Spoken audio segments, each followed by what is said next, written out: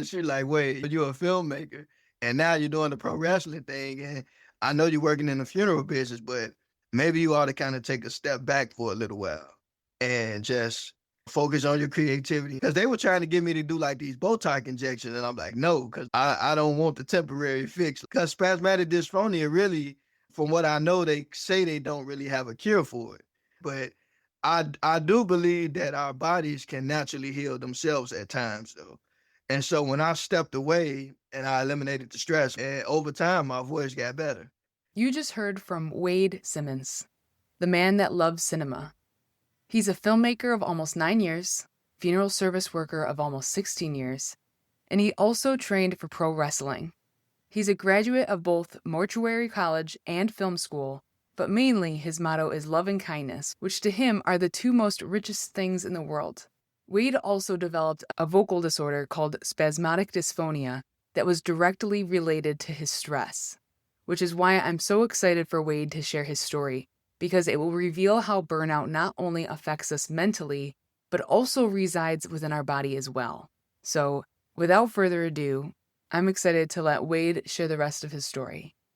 This is Hustle Rebels, a podcast for people who know how to grind, but are starting to question the cost. I'm Renae, and here we talk about success, burnout, and nervous system regulation without glorifying exhaustion or sacrificing your health, relationships, or your sense of self, and without pretending ambition is the problem. Let's get into it.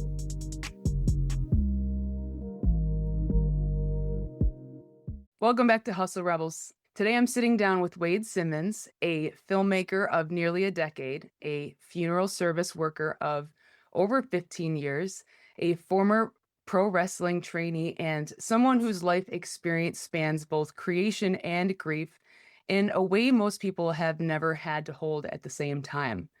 Wade's story isn't about chasing status or scaling at all costs. It's about ambition, burnout, and what happens when stress doesn't just live in your head, but also lives in your body as well.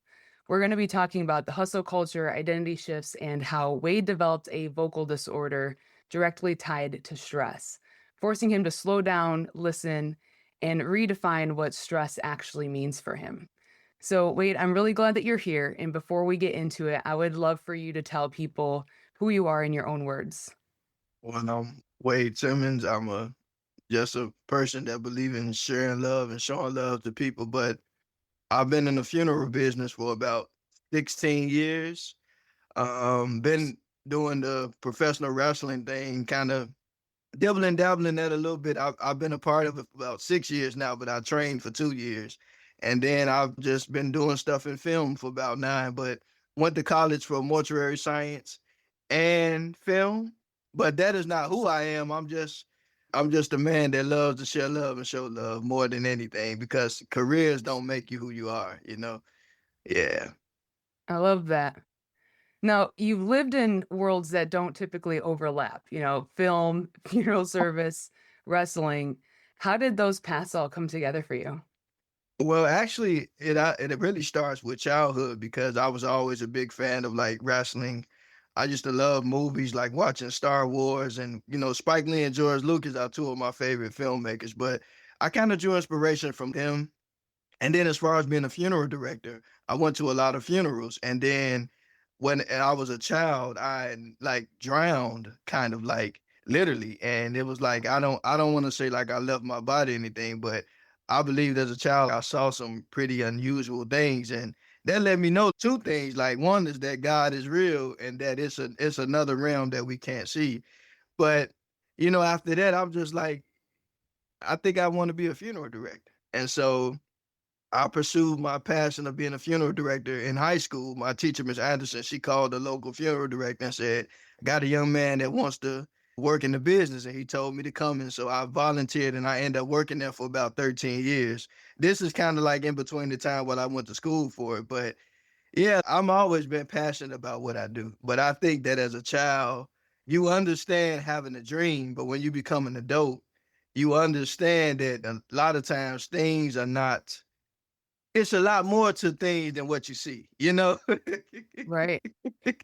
So as a child, you're like, what do you want to do when you grow up? Well, I want to, I want to be a funeral director and a filmmaker. But, once you pursue these things and you start adulting and living life, you're like, wait a minute now. It's nice to do what you love, but no matter what you do, you have to create boundaries and a balance with yourself. And I didn't quite understand that until a couple of years ago. Yeah, and it's interesting as a child because you're always a lot of kids are told you can do whatever you wanna do when you grow up, but we then absorb a lot of conditionings and beliefs and identities as we become adults, and then we're like, "Oh, well, now we need stability, and now we need to have financial security, and now we have a family?" So then your beliefs and your dreams that you thought that you could always attain are now limited to like, well, now I need a 9 to 5 and now I need this and now I need that. And so we start putting these limiting beliefs on ourselves. It's interesting that you had such a near death experience as a child. How did that weave itself into your adult life as you got older? It made me a God-fearing person. I'm not gonna say I'm a perfect person, but it kind of helped me to have more love and compassion for people actually, because it's like, a lot of people put it like this, because like when I look at the world, right, like it's some beautiful people in this world, but I noticed that in society, a lot of people are against each other. And I don't know what it is or whatever, but for instance, like when you see something, even it can be something positive if somebody finds some bad and negatives. And so like I'm like, wait a minute. I know we have a choice as people, but it's like, why is it that people find it in their heart? Like, I don't want to be that way. And so it kind of taught me just be more loving towards people and to really like, help people and just realize that we're all on this journey called life trying to just figure things out. And so once I started kind of understanding that, it kind of really helped me to have a really different outlook on life. And even with life, because like with me, I wanted to be a mortician and a filmmaker. Now the pro wrestling part, that kind of I did wrestle in high school as well, but the pro wrestling part kind of came out of nowhere. But as far as me wanting to be a filmmaker and a funeral director, I pursued it. And so when I would meet other people that like, this is what I want to do, I always just told people like, it's your life, because life is like a movie. Like you create the narrative for yourself. So that's up to you. So there's no need for us to criticize another person. Everybody's just learning for themselves and everybody's life is different. And so like with me, that's why I never got caught up into comparing myself to other people, because once you start to see how things really are, you never know what people are really going through. Even some of the most successful people in the world may have a lot of money and stuff like that, but everybody has problems. So True. It's funny that you mentioned how even something positive, someone can spin it, right? And we have this thing, I don't know if you ever heard of the RAS, the reticular activating system in our brains, but it's something that is like programmed in our brains that we have trained ourselves individually to pre-program to visualize something that our brain already looks for. So it's even something that could be negative. You and I can see the same exact thing. I can perceive it negatively and you can perceive it positively, but it's because of our own backgrounds, it's going to create it in something different. So it's so crazy to think that because of my background, I'm going to perceive it in such a completely different, and in your background, you're going to perceive it in something completely different, which is like thinking of the environments that you are in, the filmmaking, the pro wrestling, especially as a funeral director. Those environments, what do you think that they have taught you that most people in other careers haven't been shown or taught? Well, I think for the most part, it teach you to not focus on things that you really don't care about or things that you don't like. To me, working in a funeral home, because a lot of times, like right now, me and some of my other colleagues, like my role right now currently is bringing the loved one into the care of the funeral home. So a lot of times I go to the nursing home or to the hospital or to the home to receive the loved one to take them into the funeral home. And so like when you really think about that, any day, any of us can leave here. So it's like when you think about that, why would I spend my time worried or wasting it on things that really don't serve me? And so like working in that business, I think that gives you a good outlook on that. Because none of us know when we're gonna leave here. So that's not necessarily a bad thing. It's just life is so precious. So why waste it on things that are not beneficial to us, you know. And to me, that's why if you see something that you don't like, find something you do like. You know what I'm saying? Right. Like why waste your precious time on something that it doesn't really make sense to me, you know. So I think working in a place like that definitely has showed me that. Yeah, I love that, and I feel like so many people need to hear that too because we spend our lives grinding so hard in a job that we hate, and we think that we need to do that out of, like we were talking about, stability, financial security, and stuff like that. And speaking of which, I'd love to just talk about how you realized that ambition ultimately led to stress in your body and how that affected your voice. So if you want to just talk about that for a little bit. I know I don't want to misspeak. Yeah, I know I asked you how to say it before, the spasmodic This dysphonia. phone, Yeah, you go got ahead and just talk a little bit about that and your experience. yeah. So that all started. I believe it was when after I graduated mortuary college, we had to take these exit exams. I call it the exit career exam because that's literally what it almost did. But it's like you got to take a test before you take the national board. So here I am, I'm finished with school, but I couldn't get my degree yet because I hadn't passed the exit exam. So like for 7 months after I graduated, I was going out there taking that test and just failing and failing. So I'm like, you know what?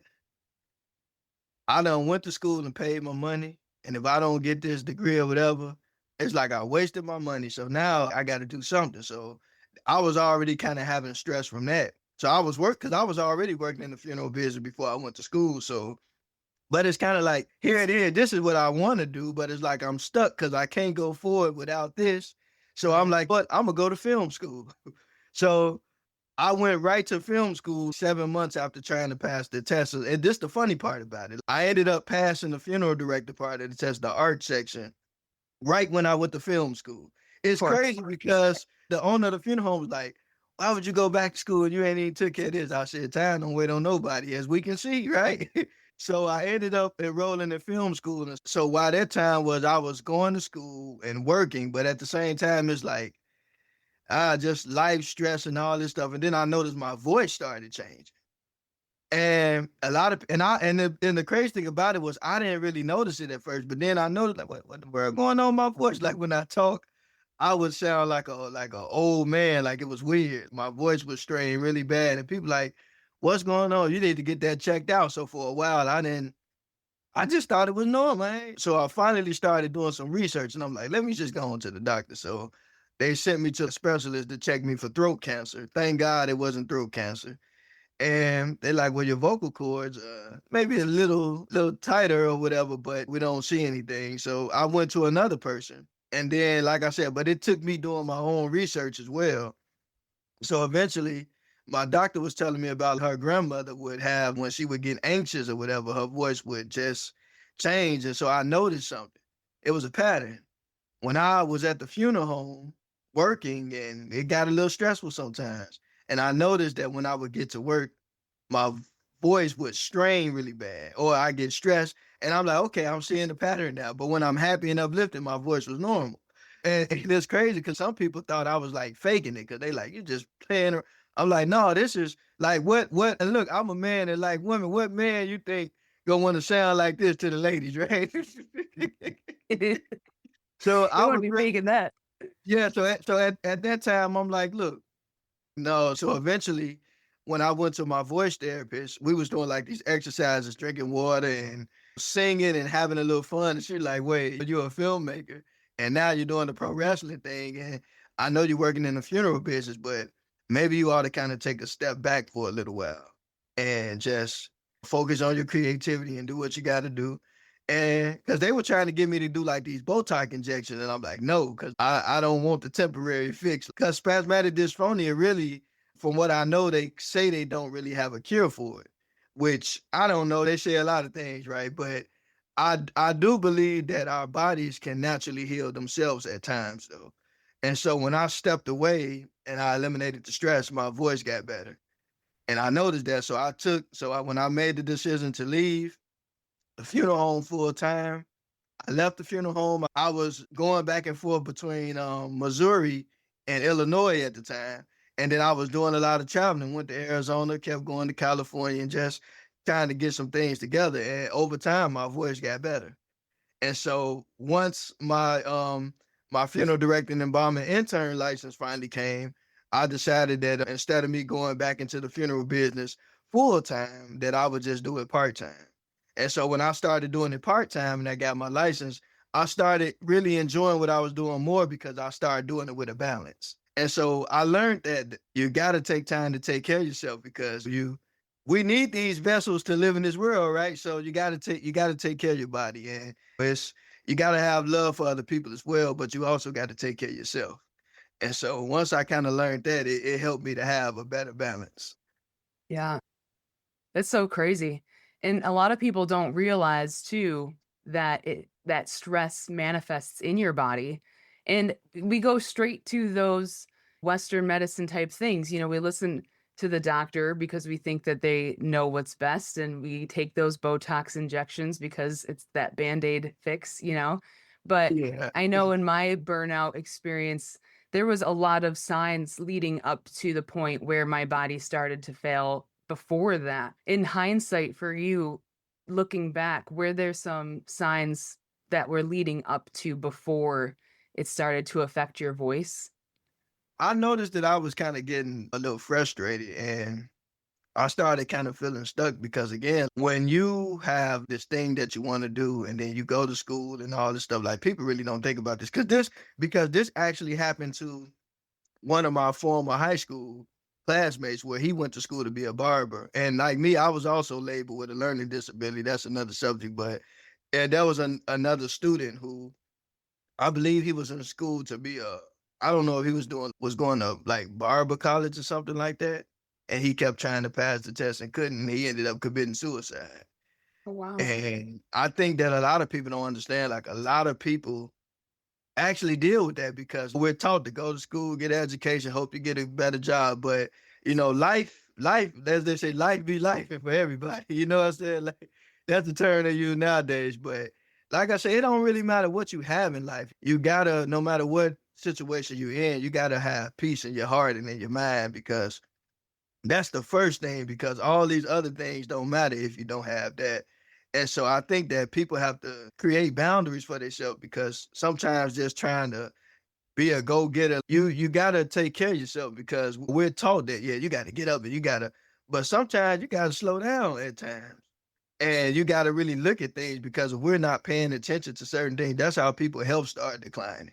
And if our health decline, then we ain't no good to nobody or ourselves. So I think it's just important to like really sometimes slow down and pay attention to things and find joy in life because joy is a powerful thing.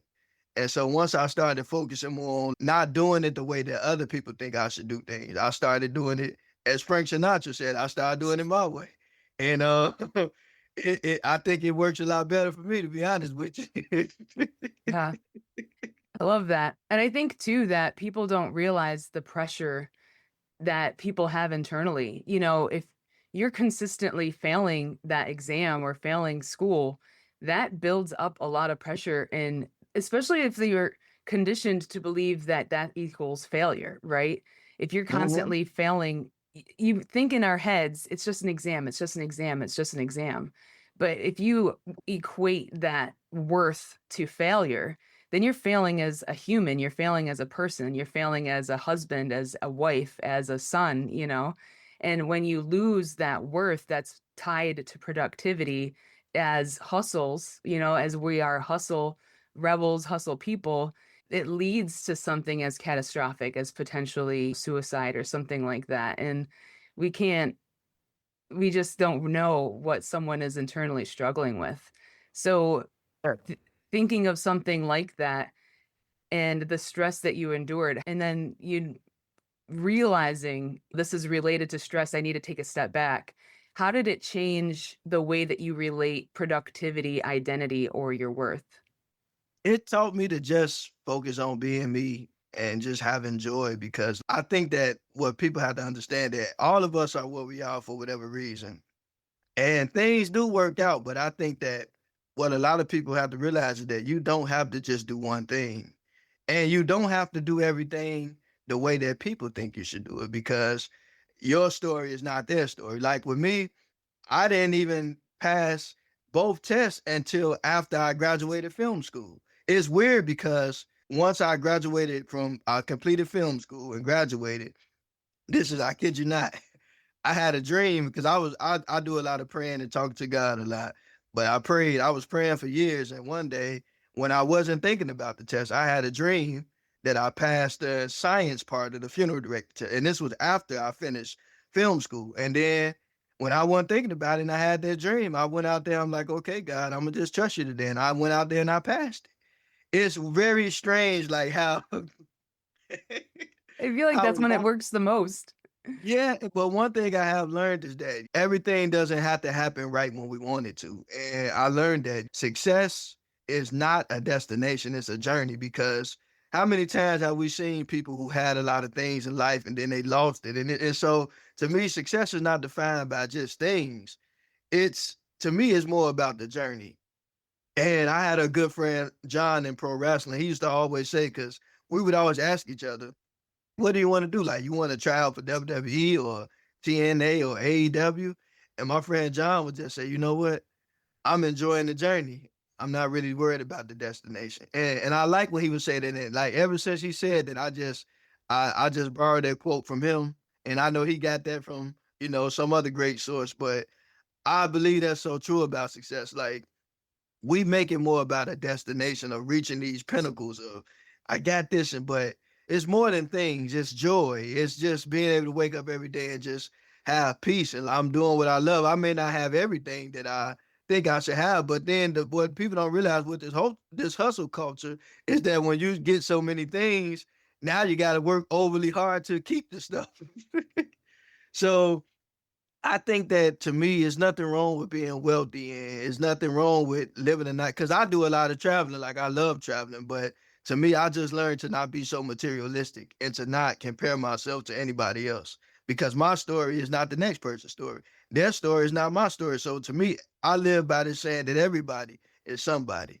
And so once you look at that, then people are not so caught because a lot of times we get discouraged because we're looking at other people's life like, oh my God, I want this, and they're able to do this. But the truth is, you don't really know what their life is really like. You're just seeing all the superficial things, but you don't see the other things that's going on. You may not see people are struggling to keep what they have. And so to me, I just learned I don't bite off more than I can chew. I'll tell you that much.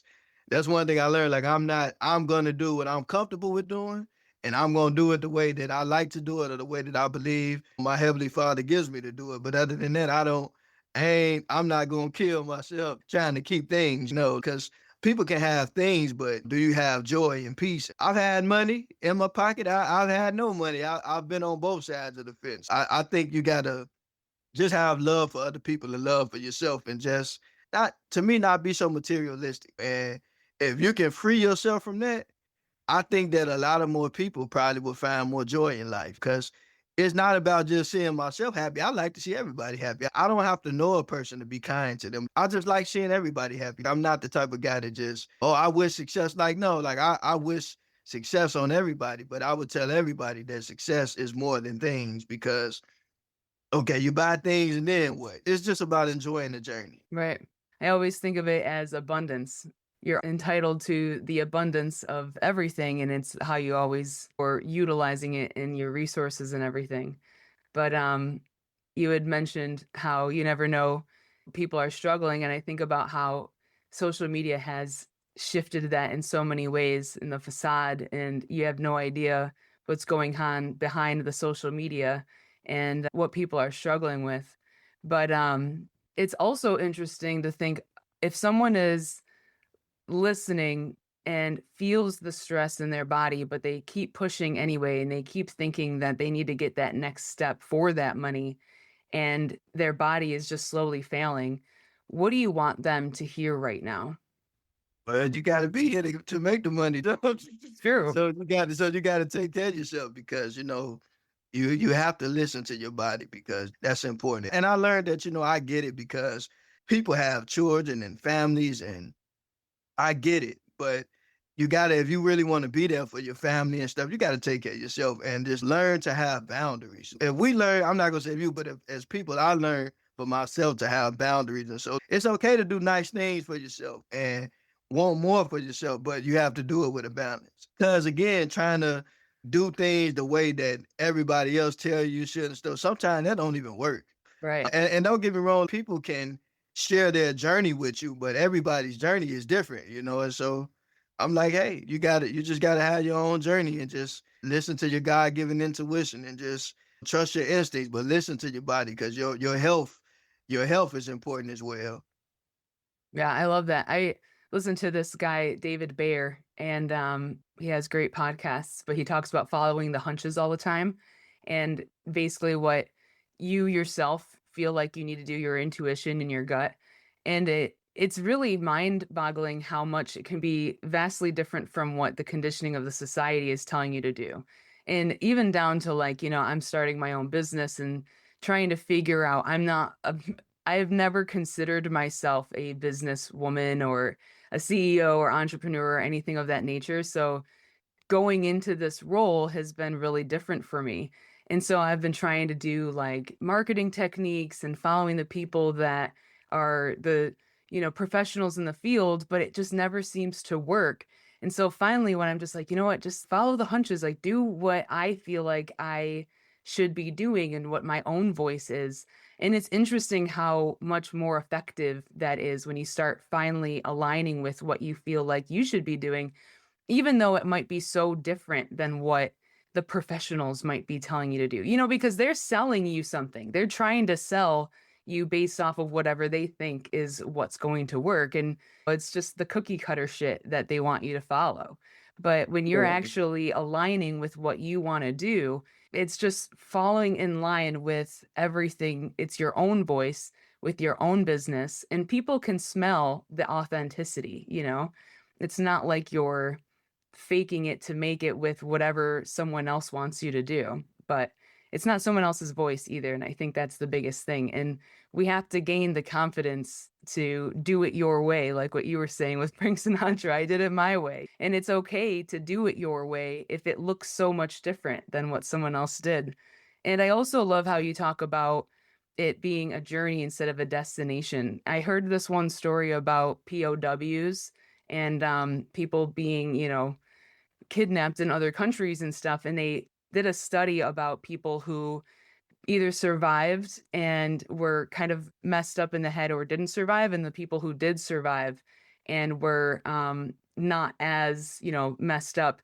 And the people that didn't survive seemed to have this mentality that they needed to make it to a certain date. They were like, I just need to make it to Christmas, or I just need to make it to like, I just need, and the other people were like, I'm just grateful for this day. I'm just grateful to get through this. I'm just grateful. They had this daily gratitude to just get through the journey.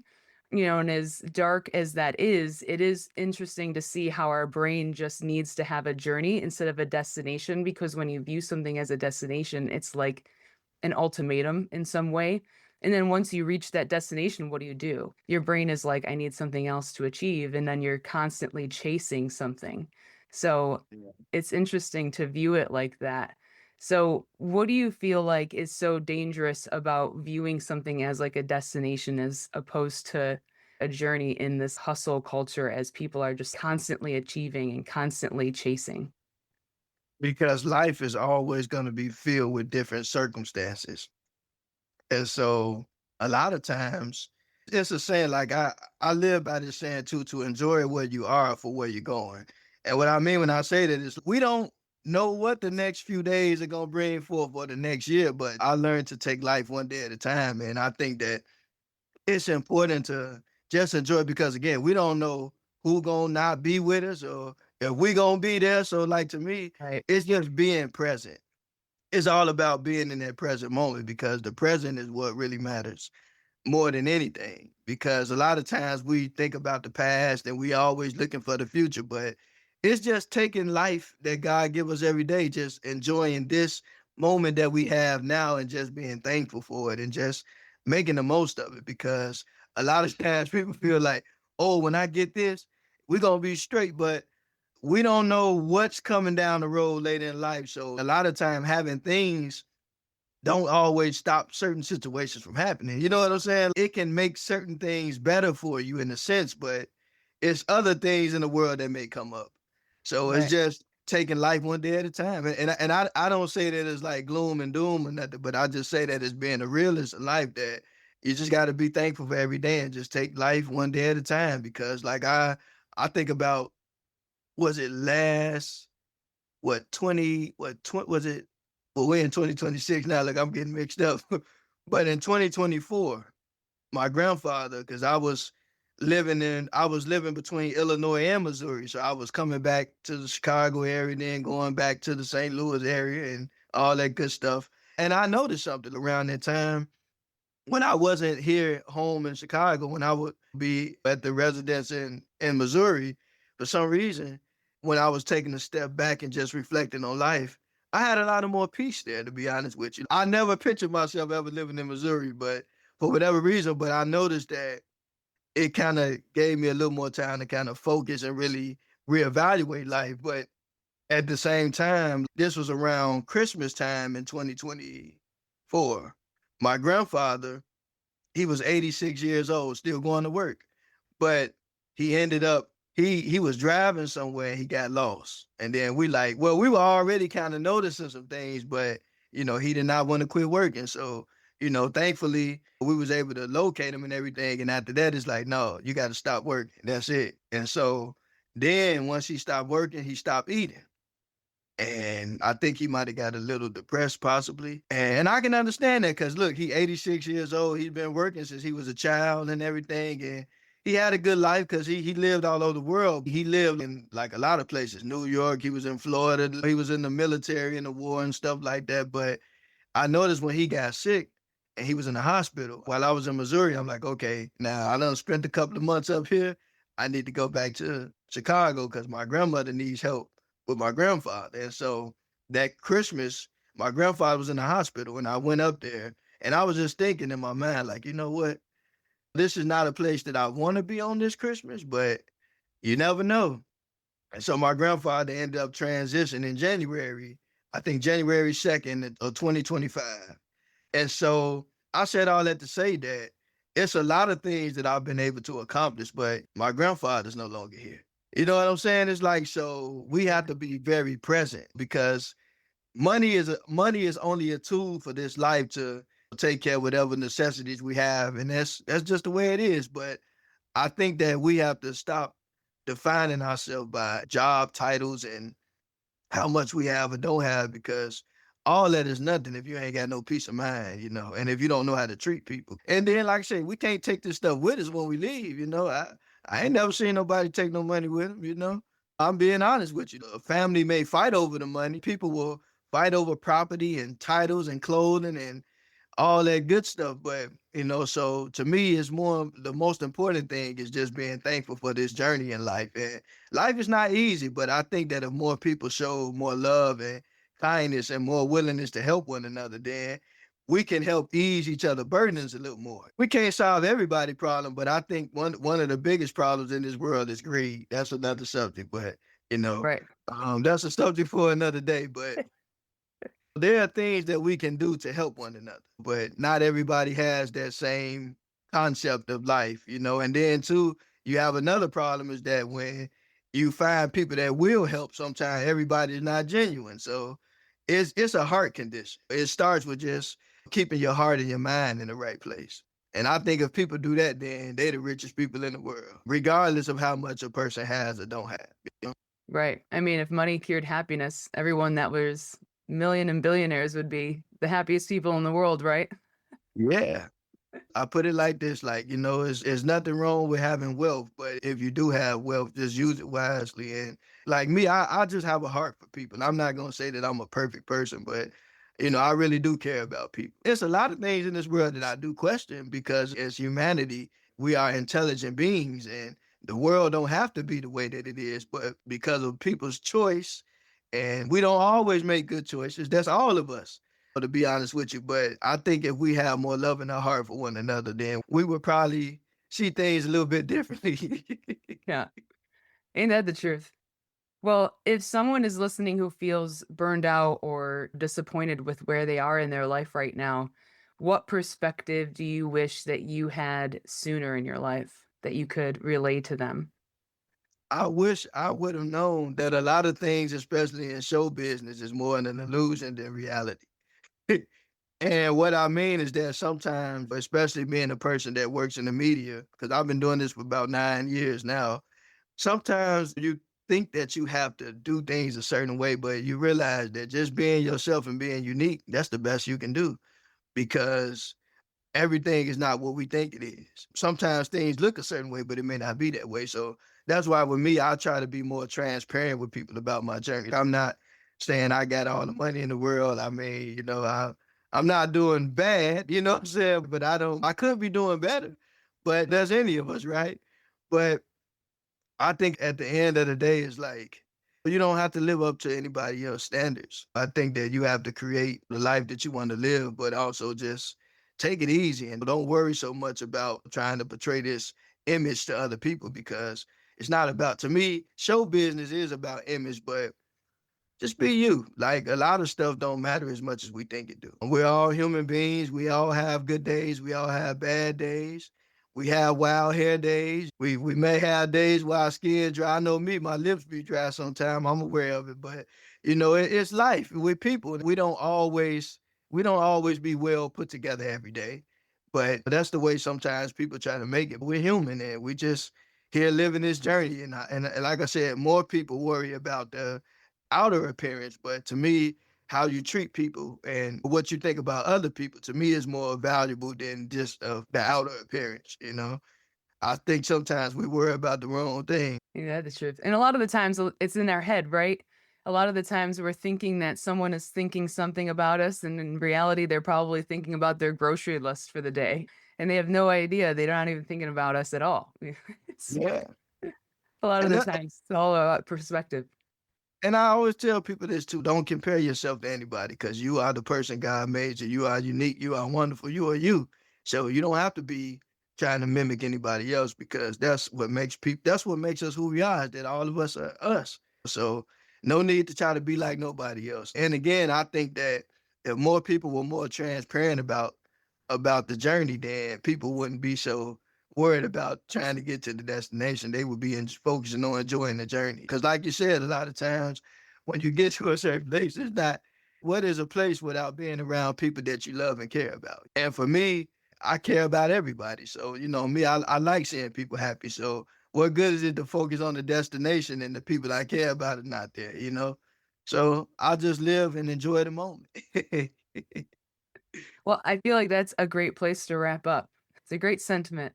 Well, Wade, I thank you for bringing this level of honesty to the conversation.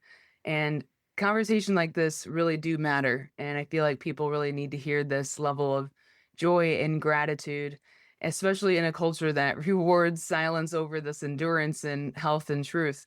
And before we wrap up, is there anything that you want to leave the audience with? I'll just say this, just stay great and keep loving your heart. And don't let all the problems of the world stop you from being a loving and caring person. And don't be afraid to meet people. Like I never meet strangers. I'm a chatterbox. So if you ever want to reach out, feel free. I'm not shy to reach out to people. One of my friends told me that she think I should kind of not be as friendly like that because I do understand that like with social media, it's a lot of, things happen online and as you start growing and you get more popular and stuff, sometimes you got to worry about people trying to use your identity and stuff. But if I ever reach out to you, I ain't here to scam you. I'm just here to share love and show love. I ain't asking. I ain't. If somebody asks you for money or something, it ain't me. You know what I'm saying? I would never do that. I'm just all about connecting with people and sharing love and showing love. I don't want nothing from anybody other than just to know that you're doing great. So I leave you with that.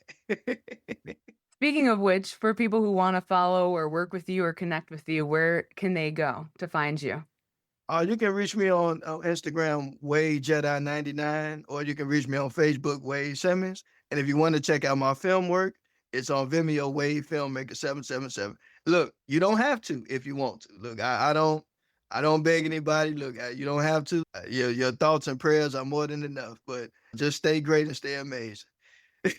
Well, if anyone does, they're all gonna be in the show notes, so any of those links are gonna be able to connect with Wade in any way that he just listed, and, also, if you're just tired of content that tells you to keep pushing harder through all this hustle and bustle, instead of listening deeper, go ahead and follow the Hustle Rebels. You can share this episode with someone who's burning out quietly, and if you wanna help keep these conversations alive, there's also a support link in the show notes. Thank you, Wade, again for keeping this conversation as honest and uplifting as you are as a person. So I hope you guys have a great rest of your day. See you Yeah. next week. Bye, guys.